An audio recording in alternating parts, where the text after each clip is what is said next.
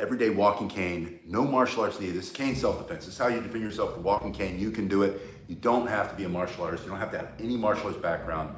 You just start with a regular walking cane. This one has a little bit wider crook. I'll show you what we use that for in a minute.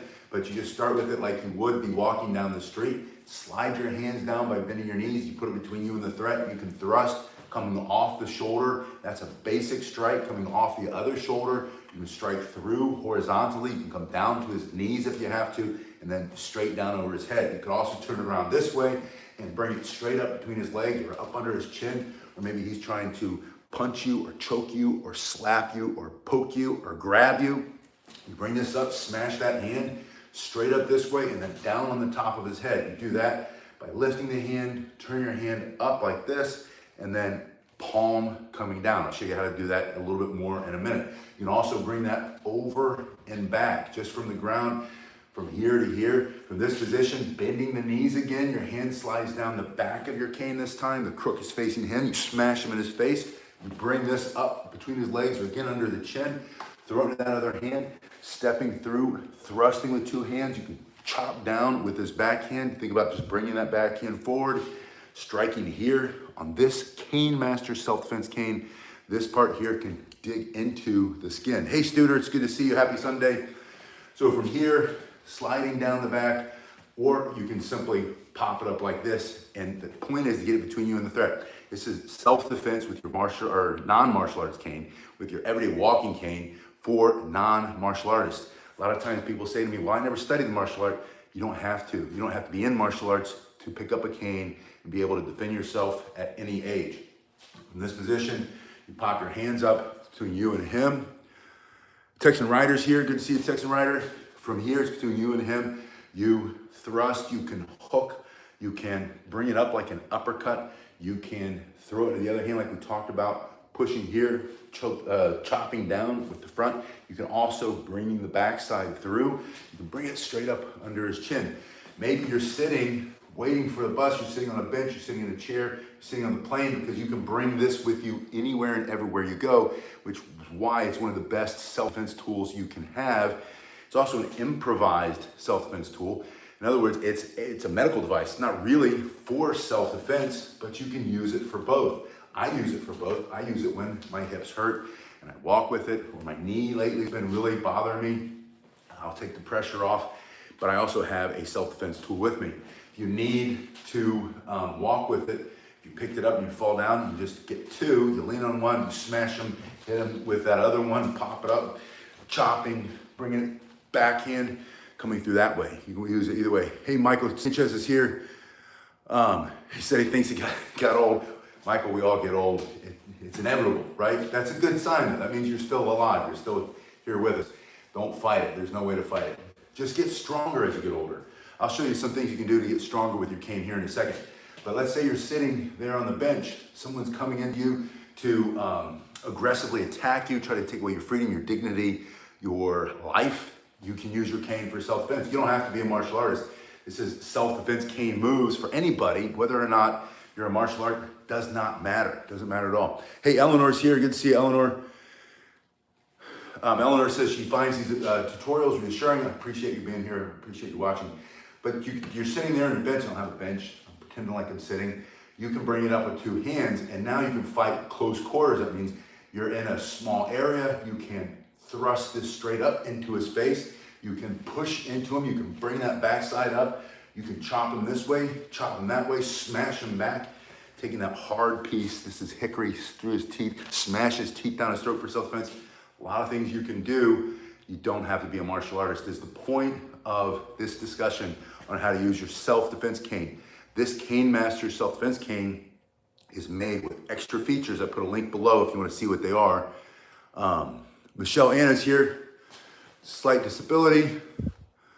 Any tips? Yeah, whatever your challenges are, work within your challenges. There are ways to work in. Some people don't have this kind of mobility to bring it off the shoulder, bring it through.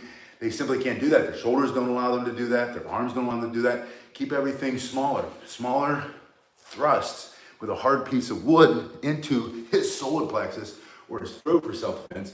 The principle that we talk about is what can you remove or destroy from Tim Larkin's book, And Violence is the Answer. If you haven't read it, it's the best book on self-defense because it's based on principles and not techniques.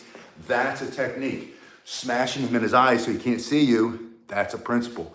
Smashing his teeth down his throat because that's the target that you chose, and that's going to move him back because if you can control his head, you can control his body. What can you remove or destroy? His ability to come forward and to your face, smashing him back using your cane. That's a principle. When Violence is the Answer is the book. I put a link in the description if you haven't read it. I highly recommend reading it. It's by Tim Larkin. That's where I get a lot of these basic principles. But these principles are, if you've ever served in the military, you know we have strategy, we have tactics. Tactics get you killed. Strategy wins the battle, wins the war. Techniques get you killed if you get stuck on, I've got to use this jujitsu technique, this boxing technique. And again, this is why this isn't martial arts. This is for non-martial artists or martial artists, but you have to remove the falling in love with your technique and see the bigger principle. What can you remove or destroy? His ability to see, breathe temporarily or permanently. His ability to touch you or punch you or grab you. Or his ability to operate this blade, his ability to slash or stab or thrust, right? How do you take that away? Maybe you use your cane, smashing him in the head, you knock him out, you turn off his operating system, he can't use that any longer. That's a basic principle. So we talk about those principles and then you learn some techniques. Techniques are simple. You're born, one of the oldest self-defense tools known to man is a stick. Think rock, think fist, think head, think teeth. That's what we came into the world with originally before we got into, and someone will say, just bring a gun. You can't bring a cane to a gunfight. That's not what we're talking about. We're talking about how do you defend yourself using an improvised self-defense tool, something you can take anywhere and everywhere you go. I came back, don't tell Whole Foods, but I was in the Whole Foods with my concealed carry, not a cane. My hips feel pretty good today, actually. The weather changed finally, and all the inflammation has dropped. And so I haven't been using the cane as much this week. Although when the weather system changes again, I'll probably be back to it. But I carry a very large caliber self-defense tool and with multiple magazines in case you run dry. And the point is, you can't take the gun everywhere you go. You can't take it into the plane. You can't take it. We have the Bright Line. It goes from Orlando now down to Miami. You can't get on the public transportation if there's you got to walk through the metal detector. You're not taking it. You're not taking it to most big concerts. You just can't take it to those places. Yeah, Freedom Seats, Studer says. I used to buy all my ammo from a local guy, and he advertised, he got around all the Facebook and all the censors. This was back in like 2020, so the censorship was horrible. Even more so then, I think, than now, but maybe not. Maybe they're just more sophisticated. Anyway, he advertised as Freedom Seats and got around all the censorship on the social media. That's how I found him on Instagram with the Freedom Seats. Or Facebook or YouTube or something. Anyway, using your walking cane allows you, because it's a medical device that Americans with Disability Act says you can take it anywhere and everywhere you go. HIPAA laws in the United States, the Health Information and Privacy and Portability Act, or whatever it's truly called, says you don't have to explain to people why you need it. You don't have to pull out a card and show them, hey, this is my doctor's note that says I can carry this through the airport and through the TSA, and you can take it through TSA. Hey, Alita, it's good to see you. And then they'll give it to you on the other side once you go through the metal detector. They'll hand you your cane back. They'll give you one of theirs to walk through. They'll do put your hands up in the air, or maybe if they think that you're broken down enough, they'll let you go through just the detector part, the metal one. And sometimes your metal hip will go off. And then on the other side, they'll hand you your Cane Master self-defense cane. I'll put a link in the description if you need one of these. You can't get anything better. This is gold standard. Anyway, the point is, then you can sit on the plane with it. And then you can fight in those closed confines when it's really tight. Hey, Michelle. Michelle just joined as a virtual member for Quantum. Thank you so much, Michelle. I appreciate you doing that. That helps me immensely. Let me show you some other things. Let me show you the spin. The combat spin. You don't have to be a martial artist. This is not martial arts. This is cane self-defense. Cane self-defense is accessible to anybody and everybody, whether you've done martial arts or have an interest in martial arts or not. You might not want to do the kung fu, jiu-jitsu, judo, taekwondo, boxing, Western wrestling, all the things that I love that I've done in my lifetime. You don't need any of it. You just need a simple cane. You're spinning it around the hand so you can develop some callus on your hand. You're developing timing and distance. We're then going to go back and forth from side to side in the body. This isn't just fruitless spinning. Later, you're going to bring it up over his legs. You're going to smash him here, and you can use those spins for self-defense so you can train and practice them. This is going to improve your cardiovascular fitness. You can do this seated in a chair. Maybe you're bound to a little chair or your legs aren't as strong as they used to be. You can do all of this stuff and you can keep going. Yeah, Charlie Chaplin Kung Fu. We can call this Charlie Chaplin Kung Fu. I think the Brits, there was a movie, the Bartitsu, they have something, you know, all the gentlemen, I don't know what it is. You guys can put that in the description below. What's the movie where they use the cane? You can slide down your hand a little bit, and then we can do this kind of cane spinning. And the purpose of this spin is not to be fancy and not to dare him to come through. You remember that movie with Indiana Jones and the blades are spinning? Oh, Michelle Ann asked if her disability is with her eyes. Does she still have hope? Absolutely, 1000%. Michelle, I have a whole group of people that I've worked with for years who are sighted impaired from what they used to call legal blindness to full blindness. And I've had students that I trained with for years and years and years in traditional martial arts, but then also especially in self-defense. And even though this video is that you don't have to do martial arts for the cane, which is true. You can be sighted impaired. You can have issues with your eyes, and you can still learn. I've had students who are also deaf, and you can still learn how to defend yourself with your walking cane. So the answer is yes, don't let that stop you. This spinning will build power in your forearm, in your wrists. It'll increase the speed of the strikes when you choose to do these angular strikes, these horizontal strikes, these vertical strikes coming down or coming up.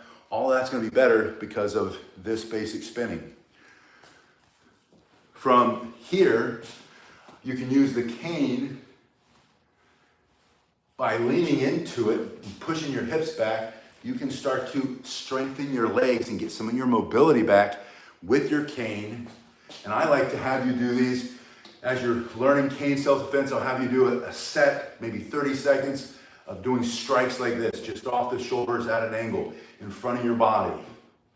You don't have to see him very well to hit him. He has to be close enough. You can feel him, you can smell his nastiness, and then whack him for self-defense with your cane, coming off the shoulders. And then after 30 seconds, come back to this. I'll show you from the side. You push your butt back, and you lean into, and that leaning into your cane allows your arms to take some of your weight and take some of it off your legs so that you can start to exercise with your legs again. You can stand behind your cane and step into one side and then over to the other side. Stepping side to side with one hand on your cane or both allows you to start to work on your mobility again. Being able to move laterally, being able to hit and then step to the side to get out of the way when he comes after you. That can save your life using your cane, and you don't have to be a martial artist to do that. You just have to get your stepping back. I was talking to someone yesterday, she has 3 cats and 2 little dogs. That seems like a lot, but for her it works. 3 cats, 2 dogs. She said she's falling over the cats and the dogs all the time. They're under her feet. She's afraid she's gonna break her hip. It's a legitimate fear. I said, what do you do for mobility? How do you work on your lateral movement? She said, I'm not doing that. Yeah, Bifrey says shoulder width feet. So as long as your feet are under you, I don't want you to overthink it. And once you get this one step to each side down and it starts to feel like you're getting stronger, things don't get easier. It's like push-ups. Push-ups don't get easier, you just get stronger. So you start getting stronger, one step gets easier, then you can start to add a second step. You're gonna stop falling over those cats and dogs. You're gonna have more of your mobility back, and as you get older, you're gonna stay more agile and less, it's gonna be harder for you to get hurt. That's what we want. I want you to be hard to hurt. Yeah, Eleanor's talking about the walking stick. Let me show you another one. Eleanor, that popped off so fast. I don't know why that came off. I'm having to look down my nose because my $9 glasses, I don't know if you know this about me, but I'm very frugal on a lot of things, especially when it comes to spending money on myself. I spend almost nothing. So I get my prescription, I go online, I get my glasses, but I can't see anything. Can't see your comments. I gotta always look down my nose, and I'm thinking, why am I always showing you up my nose? But it's just because I can't read. The thing anymore. We're getting old, right? So you take an exercise band. This is called a resistance band. This is something you can put over a bar and then put your feet in it and do pull-ups with. That's how the young folks use them. I can do pull-ups. I've been doing pull-ups since I was in the Marine Corps. Well, since before I was in the Marine Corps, I got ready for it. So I don't use the band for that, but I do like to have you put it on your cane and then put the band behind your back, bring it around. These bands are like a full gym for less than 10, 15 bucks. I put a link in the description below if you need some. Hey, random tuber, thanks. You said best rounding. Punch the nose from somebody. Again, I'm gonna go back and I'll read these, the chat, because I wanna see what you guys are saying and respond a little bit. But I appreciate that comment. I appreciate if I can help out in any way. I had great teachers over a lifetime of martial arts and other things, and I wanna just pass it on, so. Oh, Eleanor says she likes my continued wit. I don't know how witty I am, but I'm cracking myself up. But you put it behind your back, and then you start to do what I call standing push-ups. I call them standing push-ups because I don't like to go down on the floor anymore, just because you should see me. I go down on the floor, I do my stretches, and then I try to claw myself back up the wall, so there are handprints all over. Oh yeah, so he's saying that he saw from the earlier comment, he got punched in the nose, he saw the videos, he learned how to film himself, got his confidence back. I think that's basically what we're saying. I appreciate your sharing that story. But I do 30 seconds. I want you to do 30 seconds here. Just pushing out. And go kind of slow. I'm kind of rushing through. After 30 seconds, let it rest. So you want to let your body rest. You want your heart rate to come back down. It's going to lean you out. It's going to give you stronger, faster. It's not going to make you ready for the beach. That's what we're going for, right? It might. You might get ready for the beach if you're going to the beach sometime over the winter. But it's going to get you better for punching, faster punches, harder punches, able to push somebody off of you, able to drive your elbow through their nose, able to strike them with your martial arts, your non-martial arts, I keep saying the wrong thing, with your walking cane, whether or not you're a martial artist. So after you do 30 seconds there, then we're gonna push down. And if you are a martial artist, then it'll just be a little bit easier, right? Pushing, as long as you're not stuck in the trap that a lot of martial artists fall into, which is there's only one good style, everything else doesn't work. That's not true. Don't get stuck with that lie. Learn something, learn a little bit from everybody, each style, add it together, and then focus on the principles because they're what's more important anyway. After you do 30 seconds, you're pushing down so that you activate the lower part of your chest. Once you do that, you let it rest. And how long do you let it rest? Long enough for your heart rate to come back down, however long that is for you.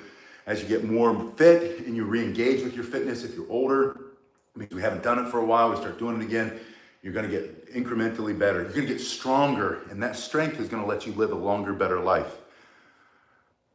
Zero Gluten says, gets compliments sometimes when he carries his cane. If you have a Cane Master's cane, which I'm pretty sure you do, these are really attractive. This is my favorite one. I just love the color. Love the design. Again, there's a link in the description if you want to see what they are, what they cost. But I don't think you can compare it. And they're just so well made. From here, I'm pushing up on the third set. And the reason I want you to push up is that you're going to activate your tricep muscles, which are going to turn into faster, harder strikes. And you're going to activate the upper part of the chest. Yeah, we each have our own mechanics, Bitfried says. And I'm pushing up for 30 seconds. Longer if you want, but try to get that 30 seconds in. And when you go to buy a band, I put a link in the description if you need one. However wide it is, that's increased. The wider it gets, the more resistance. So if you go with a thin band to start, whatever their first band is, I would get 2. The first one, and then this will be the second one for most places. That's all you're gonna ever need, really, in my opinion. You can get the big, thick bands, but you'll never use them because it's just too much resistance. And you want time under tension. And the farther you push it away, the more tension you get, the more muscle density, speed, explosiveness you're gonna have, which is why we're doing it. We're not doing it to look good at the beach. It'd be great if that happens. We're doing it to knock that guy's teeth down his throat who's trying to hurt you or touch your child or touch your grandchild or touch your significant other or get in your face and try to take something from you. For self-defense, we want those muscles that allow us to do that. Now, there's a fourth exercise with it on your chest like this that I like you to learn, and that's to bring your hands in, and this is all triceps, it's all for the upper back part of your arm. You're gonna go to the forehead, you're gonna press away, and I like you to squeeze and hold, since it's a smaller muscle group, squeeze and hold while it's out there. Let that muscle fill, plasma, that's what's gonna make it stronger, healthier. Oh man, that's burning. And then that hits the upper back part of the arm. Now we wanna hit the bicep, which is when you do a lot of these strikes and you pull it back in, that speed comes from that pullback and the power comes from that pullback. You put it under your butt, sit down a little bit, and then curl. And again, on this one, because we're doing smaller muscle groups, I want you to squeeze that bicep. I want you to try to get the mind muscle connection, old school Arnold Schwarzenegger, in case you don't know. If you're a young person, you might not know who Arnold Schwarzenegger is. If you're my age or older, you know who he is. Squeeze, squeeze and hold. And you do that for a good 30 seconds. Take a rest, change your hand position, bring it inside, do that for 30 seconds. Take a rest, let your heart rate come back down. Change your hands again, see how your grip is down. I was at the range yesterday, splurged. I bought myself a whole bunch of extra ammo. I just wanted to work on breathing control, trigger control, and my grip. And I fired a lot. I was at the range for a couple hours, firing hundreds of rounds. I'd saved up. Because last time I went, I only did like a couple boxes. And I'm like, I just enjoy it so much. Why am I skipping on some things? I don't do much for myself. So I was there. My point is, this exercise, having a powerful, strong grip. If you do use this for self-defense, or you use it for your work, like I do both. You carry a gun, you should have really powerful forearms so that you can control. Like, and this isn't about, for me, it's not comparison. I always look at the guys next to me because they all, I've got a $390 gun that with a 4.5-inch barrel that just, I mean, it could, and it's not a Glock. I'm not a Glock guy. I was talking to one of the other, I can't say who, one of the guys I work with during the week, and we were talking about the service he works for. They have to carry a certain firearm, a certain brand. And I'm like, he was an old Marine like me. We were talking about how being a Marine ruins you for certain things. And one of them is you don't want a Glock. I don't know what it is. A lot of us started with the Beretta, or I started with the 1911, which I still have. Not the one I was issued, but the one I bought myself. And then a Beretta. I love the Beretta, the M9. Just a simple piece of metal, right? Anyway, point is, powerful forearms come from this exercise, butt back, squeeze at the top. Now there's a lot of other things you can do. You can throw it down like that, step on it, and you can curl here. I was going too fast. You can bring it up and press like a military style shoulder press. Although that's a little bit at the top of my range. I would switch to my lighter band, which is way over there, for something like that, but you can do that. You can even put your cane down and you can step in your band, put your elbows in it, squat and press. And when I first saw this exercise, the guy showed it to me, he said, this is called the Tom Brady, because Tom Brady only uses bands. That's how he had such a long career and was so successful and mostly injury-free. Instead of using the weights, he created not just the fast, explosive muscle, but he also got healthier bones, denser bones, better ligament health using bands. So these are all things you can do.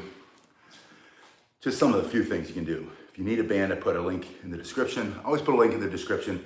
I literally will make a couple pennies if you buy it. So buy it from me or go buy it somewhere else.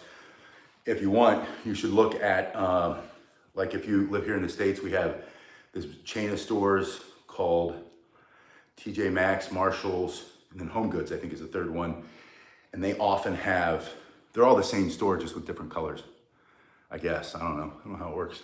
But yeah, Big Daddy Trips 619 says he carries a cane everywhere. When he walks to the store, goes to the store, walks the dogs. You know, we keep seeing this snap apocalypse or whatever they're calling. And, you know, I think it's fun for people. It's fun and sick at the same time, but it's kind of, you know, people like to go down the rabbit hole and they pick a couple videos of some people who are inappropriately saying, oh, I'm not going to get my EBT. I'm going to go steal stuff. And I'm going to hit anybody in the face if they try to stuff. And we see that and we're like, that's not good. That's not a healthy aspect of our society. But we have to also remember that's a very small percentage of people who are saying that and acting like that. And it does happen. I'm not saying don't be prepared, but you can feel more prepared. You don't have to be a martial artist. You can pick up a self-defense cane and take your cane to the store just for your own protection. We have the right to do that. Yeah, Big Daddy says he also carries a baton, probably an expandable baton. We'll do a video on that one soon. But your cane does everything that the baton does, all the basic strikes. So I showed you some of the techniques you can do. I have now, I think about 700 videos on YouTube just on the walking cane with many other techniques if you want to learn more and more techniques. But remember, techniques will get you killed if you're focused on them alone. Learn the principles. You get that from the book When Violence is the Answer by Tim Larkin. The link is in the description. Or check it out at the library. Hopefully they have it at the library. Learn the basic principles of self-defense. You don't have to be a martial artist. You can defend yourself with an everyday walking cane. It doesn't have to be a cane master's. Although if you do go for cane masters, please use my link below. I do get a small commission there. Again, pennies. It's not keeping the lights on, but I try to add it all up and make it work so we can keep this garage dojo going until we get the big dojo back. We're gonna get that. We'll get that back one day. We'll get our own space again. Zero Gluten says, learned a lot from me. Thank you. Thank you for that feedback. I think we learn from each other. I come back, I read the comments. People say things that I didn't think about before. And I'm not always right. I'm not always right. And if you ever get anybody who says to you, there's only one way, don't believe them. There's as many ways as you can imagine. And when it comes to self-defense, whatever works is the way, right? That's the way. All the other stuff is just garbage. And don't fall into the trap thinking there's only one style to defeat all styles. No, there's not. No, there's not. You're gonna walk up against a boxer and he's gonna take that Wing Chun and stick it right up your, you know what, right? Or your jiu-jitsu is gonna work until there are three guys and there's your Brazilian jiu-jitsu, and one of them's got a chunk of concrete and you're getting ready to take his buddy to the ground with a double leg takedown and he smashes you on the back of your head with that big chunk of concrete. So there's not one way. Learn from what you can. It doesn't have to be martial arts. It can be a self-defense cane. Learn the principles. Those are what's going to keep you safe. Situational awareness is number one. We didn't even talk about that. Pay attention. Get off your phone. Stick it in your pocket. Stick it in your bag. But certainly don't have it out while you're standing next to the subway and someone's going to come up and push you onto the train tracks, which keeps happening, right? I'd be more afraid of that than I would about the woman with the EBT card running out. That's a bigger issue. And that's something that you know, they can all be addressed. Anyway, the point is,